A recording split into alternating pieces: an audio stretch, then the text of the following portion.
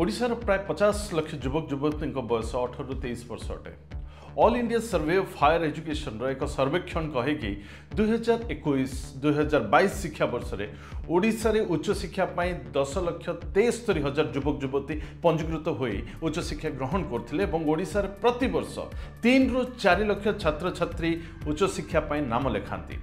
ओडिशार एपर एक विशाल युव समाज को उपयुक्त शिक्षा और दिग दबार गुरु दायित्वर 90% भार अनुदान प्राप्त शिक्षानुष्ठान कर्मचारी माने तुले थांती।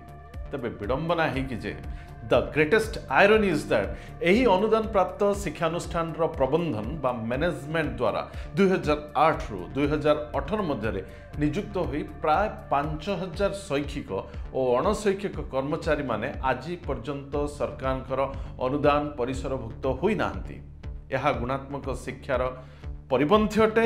यह गुणात्मक उच्च शिक्षार परिकल्पना को विपर्यस्त करुच्ची निहाती करुच्ची। विगत 2008 ରୁ 2018 मध्य नियुक्त कर्मचारी माने जो माने अनुदान प्राप्त महाविद्यालय कार्यरत से अध्यापक हुंतु बा गवेषणागार सहायक हुंतु बा ग्रंथकारिक हुंतु कि पियन हुंतु समस्ते आज ओडिशार शिक्षा विभाग मेरुदंड सदृश कार्य करछंती। They are the backbone of the higher education department. यही अध्यापक माने तांकर ग्रांटिनेट सहयोग मानक परि समान भाव में गुणात्मक शिक्षा दे थांती, समान भाव कार्य करथांती।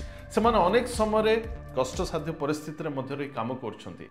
यह व्यतीत सेमानकर शिक्षानुष्ठान गुड़िक सरकारी मान्यता प्राप्त एवं समस्त योग्यता मानदंड पूरण करथाय। तेणु एपरी परिप्रेक्षी इन सच कंटेक्स्ट इन सच सिनारियो सेही कर्मचारी को अनुदान परिसर अंतर्भुक्त न करवा संगत मध्य अटे। कारण सांविधानिक निर्देश अनुसार सरकार दायित्व होची शिक्षा को प्रोत्साहन दबा। यही दायित्व पूरण करने जेकोसी नियुक्ति प्रक्रिया रे थिबा योग्य अध्यापक माननकु और अणशिक्षक कर्मचारी माननकु अनुदान दबा सरकार एक मौलिक कर्तव्य अटे। यही मत और मंतव्य सह महात्मा प्रकाश नायक, अध्यापक, पीपुल्स कॉलेज पुकुटा। धन्यवाद।